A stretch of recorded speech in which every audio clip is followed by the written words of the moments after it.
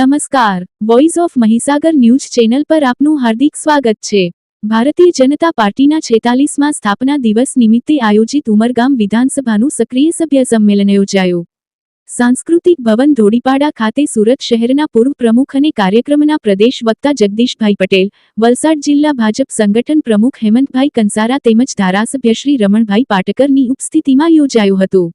આ કાર્યક્રમમાં વલસાડ જિલ્લા પંચાયતના પ્રમુખ મનહરભાઈ પટેલ, જિલ્લા ભાજપ સંગઠન મહામંત્રી શિલ્પેશભાઈ દેસાઈ, કમલેશભાઈ પટેલ, ઉમરગામ તાલુકા ભાજપ સંગઠન પ્રમુખ ડોક્ટર નીરવ શાહ, ઉમરગામ શહેર ભાજપ સંગઠન પ્રમુખ મયંક પ્રેસવાલા, વાપી નોટિફાઈડ ભાજપ સંગઠન પ્રમુખ અમન ત્રિવેદી, વલસાડ જિલ્લા ભાજપ સંગઠન મંત્રી શ્રીમતી જશુમતીબેન દાંડેકર, શ્રીમતી વર્ષાબેન રાવલ, ઉમરગામ તાલુકા પંચાયતના પ્રમુખ શ્રીમતી લલિતાબેન દુમાડા, ઉમરગામ નગરપાલિકાના પ્રમુખ મનીષભાઈ રાય, ઉમરગામ તાલુકા અને શહેર સંગઠનના મહામંત્રીશ્રીઓ, જિલ્લા પંચાયતના સભ્યો, તાલુકા પંચાયતના સભ્યો અને વિધાનસભાના તેમજ ખૂબ મોટી સંખ્યામાં સક્રિય સભ્યશ્રીઓ ઉપસ્થિત રહ્યા હતા।